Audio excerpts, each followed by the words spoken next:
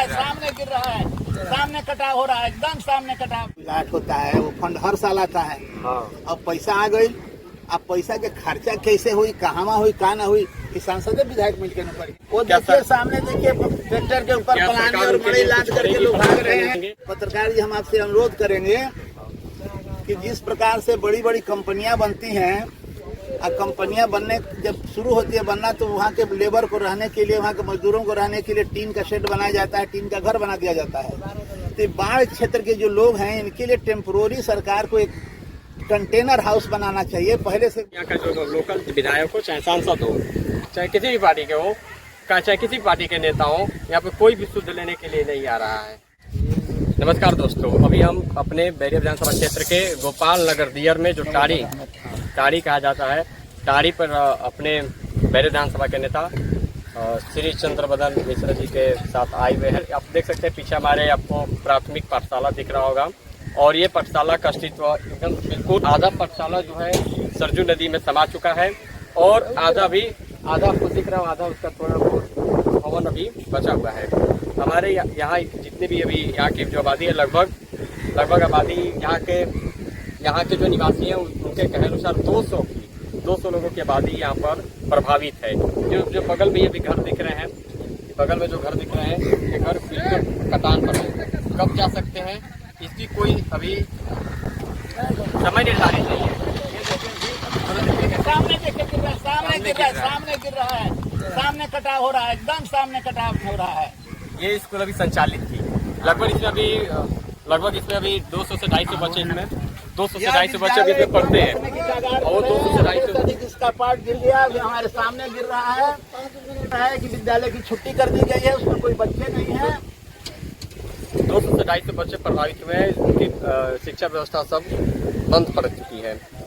सोचा जाए कि वर्तमान तो अभी स्थिति यहाँ पर खराब है, जो भी यहाँ पर लोग वर्तमान में निवासी कर, उनका तो जीवन बर्बाद हो ही रहा है, लेकिन जो बच्चे हैं जो उनका भविष्य खतरे में है, जो आगे चलकर क्या इसी बाढ़ के इलाके में उनका भविष्य कटेगा। वो देखिए सामने, देखिए ट्रैक्टर के ऊपर पलाने और बड़े लाद करके लोग भाग रहे हैं, और लोगों के कहने के मुताबिक लोग अपना दूर कहीं जगह लेने की बात कर रहे हैं।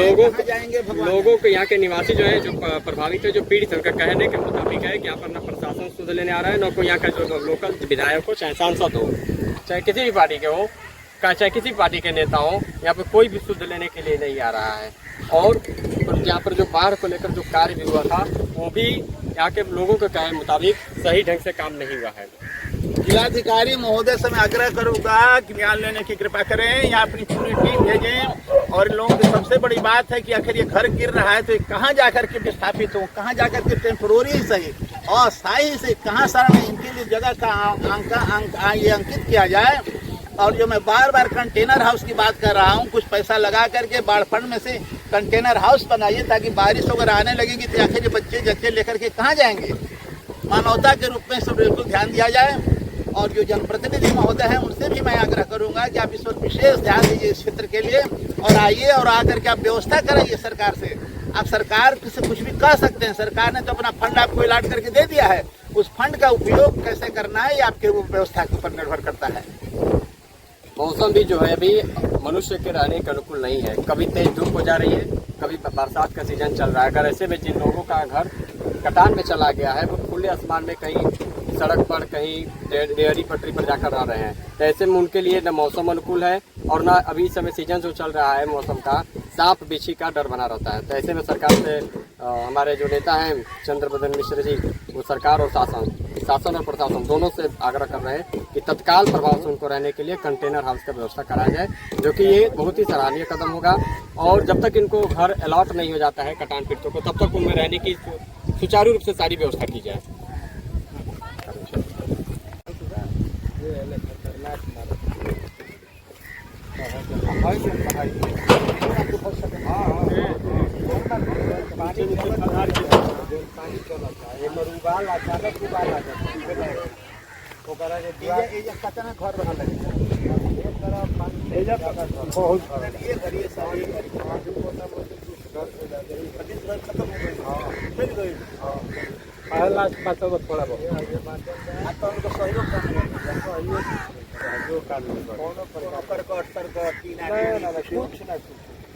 कुछ सहयोग नहीं। अब विधायक जी आप ले हैं, विधायक जी का आवश्यक बने आश्वासन किसको में भी ले हैं, अभी विधायक जी तो कुछ मिलता नहीं। तो बढ़िया का पैसा ले मान उत्तर प्रदेश सरकार बजट दिया है, तो पैसा जात कहाँ का? अरे पैसा देखिए, पैसों में नियम अलग लगा दे लगी है सरकार। सरकार नियम लगल जो भी अधिकारी बैठे वो जैसे है हाई बिल्डिंग बा, ये बिल्डिंग में कम से कम 7 से 8 आदमी बाड़े और सब अलग अलग बाड़े, कम से कम केहू 10 साल से 20 साल से। लेकिन जमीन बाढ़ क्षेत्र में बा तो भाई बिना जमीन के हरित पटल है हमने के एजा नहीं बच सकल, तो जितना हिस्सा में मिलत है वो अपन वही में अटैच करके बना ले। बनैला के बाद जब सरकार के जो भी अधिकारी आवता देखा था कि भाई तो एक मकान दिखता, अब वो करा के अपना लिस्ट में एक आदमी हाँ नोट करता कि एक मकान है, इसका जो भी 1,30,000 मुआवजा मिलेगा सिर्फ ओनली एक आदमी। हाँ, इस चीज़ को हम लोग कितना बार बोले हैं कि सर देखिए इतना ज़मीन है, बाढ़ क्षेत्र है, इसी में बसना है। हाँ इसी में बसना है, तो आपका अलग अलग सबका हिस्सा है, सब अपना अपना उसी में अटैच करके बनाया है। लेकिन सरकार इस पे या सरकार मानने को तैयार नहीं है कि जो अधिकारी है वो मानने के लिए सरकार को जो अधिकारी लिखे तो वही ना सरकार हाँ मानेगी। तो बात ये भी है, डीएम साहब भी आए थे कुछ दिन पहले, अधिकारियों ने बोले हैं कि ऐसा आदेश है कि भाई जो एक मकान है एक आदमी का मुआवजा दिया जाए। दूसरों को मुआवजा मिला है, मुआवजा तो मिला है, ऐसा नहीं है कि मुआवजा नहीं मिला, मुआवजा वही जो एक मकान का मिला है। ये मकान इस मकान में 5-6 आदमी, लेकिन इस मकान का भी एक ही आदमी का नोट है जो भी गिरने ये पार गिर गया, हाँ हाँ उसमें तो सब सामान मन से निकाल हाँ हाँ निकल गया। इसमें देखिए सामान जो है ना, सामान कोई छोड़ नहीं रहा है, खाली मकान नुकसान है, अब बेघर हो जा रहे हैं हम लोग और कोई बात नहीं। कि बाढ़ तो हर साल आती है, हाँ हाँ तो ओकरा पहले कहे ना तैयारी भइल है कि कुल हटा लिए सटा लिए। ना देखिए हटावे सबसे बड़ा चीज बा भरोसा और विश्वास। विश्वास पर भी हम लोग जी रहे हैं ताकि अब छोड़ दे, अब छोड़ दे, तो वही है जब आ जाता है तो हटाना चालू करते हैं और कोई बात नहीं। आइए अब का नहीं, कम से कम 6 साल से आप देख रहे हैं वो चीज़ देख रहे हैं ना, ये जितना है सब घर है, वो जो हरा हरा दिख रहा है वो सब घर था, सब विलीन हो गया, सब विलीन हो गया। इसी ये साल नहीं, वो हरा दिख रहा है, वो सफ़ेद के हरा, हाँ। उधर भी हम लोग का गाँव। तो मान ले ये गोपाल नगर टाड़ी का जो अस्तित्व है अब खत्म होने जा रहा है, बस जितना है ये पीछे में बचा हुआ है वो बचा है बस, इसके बाद ये खत्म होगा। इस एक टोला जो सब समाप्त, हाँ एक टोला जो उधर भी था, हाँ हाँ उधर भी था, वो वाला जो देख रहे हैं तो वो तो पहले का कटान है, वो कम से कम 30 साल पहले। लेकिन ये पीपल का पेड़ है। आपका नाम क्या है? मेरा नाम वीरेंद्र कुमार यादव है। तो विधायक जी आए थे तो क्या कहा गया? नहीं, विधायक जी आते हैं, वो आश्वासन देते हैं, वो बोलते हैं, ऐसा नहीं है कि देखिए वो बोलते हैं कि हम सरकार के पास अपनी बातें रखते हैं, अब सरकार सुने या ना सुने ये चीज़ बोलते हैं, लेकिन हम लोग को क्या पता है कि सरकार सुन रही है। सबसे बड़ी बात ये है कि सरकार के द्वारा बाढ़ के लिए फंड जो इलाट होता है वो फंड हर साल आता है। हाँ अब पैसा आ गई, अब पैसा के खर्चा कैसे हुई, कहाँ हुई, कहाँ ना हुई, ये सांसद विधायक मिल के न पड़ी है। आपके बस की बात है ना हमारे बस की बात है। सरकार भारतीय जनता पार्टी की सरकार है और पैसा उसने दे दिया, खाते में पैसा आ गया। अब कहाँ पैसा लगाओ कि भाई जो प्रतिनिधि बहु ना लगाइए करके। दूसरी बात कि हम तो पत्रकार जी हम आपसे अनुरोध करेंगे कि जिस प्रकार से बड़ी बड़ी कंपनियां बनती हैं, कंपनियां बनने जब शुरू होती है बनना, तो वहाँ के लेबर को रहने के लिए, वहाँ के मजदूरों को रहने के लिए टीन का शेड बनाया जाता है, टीन का घर बना दिया जाता है। तो बाढ़ क्षेत्र के जो लोग हैं इनके लिए टेम्पोररी सरकार को एक कंटेनर हाउस बनाना चाहिए, पहले से एक मकान बना देना चाहिए कि यहाँ से अभी ढो करके कहाँ ले जाएंगे, कहाँ लेकर भागेंगे। रोड के ऊपर अगर कंटेनर हाउस पहले से बन जाए तो उसमें ये लोग जाकर के कुछ दिन के लिए शरण ले सकते हैं, फिर अपना बनाते रहेंगे। किनारे पर रहना पड़ जा रहा है और नहीं अचानक भाग करके किनारे पर है तो वो भी भाग सकता है। भूल भी रहे हैं कुछ लोग रहने। अभी देखिए अभी अधिकारियों का अलर्ट है कि आप लोग इस कटान के पास मत रहिए, लेकिन उनका सिर्फ अलर्ट किए हैं, लेकिन व्यवस्था नहीं है कि ये लोग जाएंगे। रहिए मत, ठीक है, रहिए मत तो सही है, लेकिन इसमें विधायक जी को पहल करना चाहिए कि सरकार से उसका कंटेनर हाउस बनाए, उसका जो फंड है उस फंड को कहीं ना कहीं व्यवस्थित ढंग से लगाएं और आपको रहने की व्यवस्था कहीं ना कहीं बढ़िया ढंग से करना चाहिए। तत्काल प्रभाव जो से। लोकल प्रतिनिधि है वही कर पाएगा ना, सरकार तो फंड दे दी, सरकार बाढ़ का जो पैसा था आपके खाते में उसने सरकारी खाते में डाल दिया। अब निकालना थी जनप्रतिनिधियों के किस हिसाब से निकालेंगे, कैसे निकालेंगे, क्यों व्यवस्था होनी।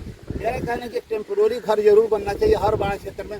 देखिए बलिया वाला NH-31 पर जो गंगा जी काट रही हैं वहाँ तो सरकारी कर्मचारी 100 बार आना जाना पड़ा हुआ है। यहाँ तो सोच करके आना है किसी को, सोचे कि यहाँ बहुत कम लोग आते भी होंगे और जो आएगा वो सोच करके प्लान बना करके चले जाएगा, क्या चलो हम देखेंगे, वहाँ तो लोग देख ही रहे हैं। लेकिन इस क्षेत्र को जो गोपाल नगर के ढाई टाणी वाला जो क्षेत्र है इसमें आवश्यकता है ज़्यादा सघन मेहनत करने की, सघन देखने की। और जो जनप्रतिनिधि यहाँ सांसद और जो विधायक चुन करके आज खड़े हुए हैं लोग, इनका दायित्व तो बनता है आपको बचाने के लिए। सरकार को पैसा देगी, यहाँ भी सर 0 का काम हुआ, लेकिन इसमें कम से कम 3 करोड़ का मैंने बजट मिलने में आया, ऐसे लिखित हम लोग देख नहीं रहे हैं। तो उसमें जो काम हुआ तो जियो ट्यूब का देखिए ये आपका किनारा होता है, नीचे से इसके बराबर ही अगर जियो ट्यूब नहीं लगेगा तो ये कटान रुक पाएगा, रुके संभव है। तो उस तरीके से काम नहीं हुआ। जो जियो ट्यूब 80 करोड़ रुपया आया, 3 करोड़ रुपया चला गया। हाँ चला गया, कितना करोड़ गया, मोटा करोड़ जब से कटान चल रहा है ना, अगर काउंट किया जाए तो 40-50 करोड़ का सरकार तो पैसा दे दी 50 करोड़ का दुरुपयोग हुआ, सदुपयोग हुआ। इन लोगों को अगर एक आदमी को दिया जाए हिसाब से तो आपको लगता है कहीं खेत जमीन आराम से बना सकते हैं। लेकिन सरकार ये जो है सरकार नहीं, सरकार को अनुरोध करना चाहिए। कैसा जनप्रतिनिधि है ना, विधायक के सांसद न लिख करके देगा सर कि ऐसा करिए वैसा करिए। जब आप नहीं लिख रहे हैं, सरकार नहीं मान रही, तब धरना प्रदर्शन सामने जो कि बातें करनी चाहिए, करना चाहिए आप लोगों को। देखिए विधायक जी तो आते हैं तो ये चीज को तो बोलते हैं कि हमने लेटर लिखा, लेकिन लेटर अब वो बोलते हैं कि सुनवाई नहीं हो रहा है। सुनवाई हो रही है, अब देखिए हम लोग जब तब आप किस बात के विधायक हैं कि आपकी सुनवाई नहीं हो रही है, आपको कोई जान ही नहीं रहा, आपको कोई पहचान नहीं रहा, आपकी बात को कोई सुन नहीं रहा। तो इसके लिए लड़का जो है इसको खिदियाता है खेत के कि हम गलत काम करेंगे तो अधिकारी गार्जियन उसको मारता भी है ना, उसको समझाता भी है कि गाली मत दो, हिंसा से झगड़ा मत करो। उसी ढंग से आपको भी आना चाहिए सामने। आप लेटर लिख दिया, आप कह रहे हैं लेटर का जवाब क्या आया, लेटर पर प्रतिक्रिया क्यों नहीं हुई, तो आप ही के काम है इसको कराना का। अभी कितना आबादी प्रभावित है? अभी कितना आबादी प्रभावित है? देख रहे हैं कम से कम, अरे इधर अब जितना दिख रहा है तो सब प्रभावित है, इधर सब समाप्त हो गया है। अब बाकी केवल इसी अभी इधर कितना आबादी है आपकी? अभी पास में कम से कम आपको ये जो अभी आबादी जो कटान के मुहाने पर है वो मोटा मोटी कम से कम 200 से कम घर नहीं होगा जो अभी आपको दिख रहा है। ये अब ये उजड़ करके घर जा रहा है, घर ईंटा पत्थर लेकर लोग जा रहे हैं, आखिर कहाँ जाएंगे? अगर कंटेनर हाउस अगर यहाँ बनवा दिया जाता तो कम से कम ये लोग उस कंटेनर हाउस में जा करके अपने को रुक सकते थे वहाँ पर। तो ऐसा कोई कंटेनर हाउस नहीं। अच्छा एक बात आप बोले हैं कि यहाँ पर प्रशासन ने कहा है कि अभी फिलहाल यहाँ से आप लोग हट जाइए, ये कटान पर चिन्हित कर दिया गया है। लेकिन अगर देखा जाए तो हमें यहाँ पर सरकार के द्वारा बनाया गया प्राथमिक पाठशाला दिख रहा है, तो इस पर आप क्या कहना चाहेंगे? जब सरकार खुद यहाँ पर चिन्हित जमीन कर प्राथमिक पाठशाला बनाई होगी तो फिर प्रशासन उस पर क्यों नहीं बोला है कि सरकार जब चिन्हित कर उसको बनाया है प्राथमिक पाठशाला, वहाँ पर एडमिशन भी होगा, बच्चे पढ़ भी रहे होंगे। लगभग कितने बच्चे उस पर पढ़ रहे होंगे? कम से कम 200 बच्चे पढ़ रहे हैं। तो उनके लिए प्रशासन के द्वारा क्या कहा गया है? आपको तो यहाँ के जो निवासी उनको तो बोल गया था कि आप यहाँ से हट जाइए, लेकिन वो जो पाठशाला है उनके लिए जो उस स्कूल का जो टीचर है वो जब कटान मुहाने पर जा पहुंचा तो अपने बच्चों को लेकर या छुट्टी बोले कि आप लोग जब तक इसका कोई उपाय ना हो जाए तब तक अपने घर में रहिए। तो बच्चे जितने अपने घर में रह रहे हैं, अब यहाँ जितने SDM सर और जितने हमारे ग्राम प्रधान के लोग आए हैं, अधिकारी लोग आए हैं, इन बच्चों की छुट्टी भी, ये जो एजुकेशन है उनकी पढ़ाई भी प्रभावित हो रही है। और ये देश के भविष्य कहलाने वाले बच्चे पता नहीं अपने घर में जाकर क्या कर रहे हैं, कैसे रह रहे हैं। लेकिन फिर ये तो अनिश्चित काल की छुट्टी हो गई, जब तक बाढ़ नहीं है तब तक छुट्टी हो गई। प्रशासन को इस पर बिल्कुल ध्यान देना चाहिए। और सरकार, देखिए मैं फिर कह रहा हूँ कि हमारी सरकार केवल आपको पैसा दे सकती है, आपके खाते में हम पैसा न डालें तो हम गुनाहगार हैं। अब पैसा अगर हम डाल दिए तो जनप्रतिनिधि का काम है उसको किस प्रकार से उपयोग करना, किस प्रकार से उसको लगाना और कैसे लगाना ताकि जन कल्याण हो सके।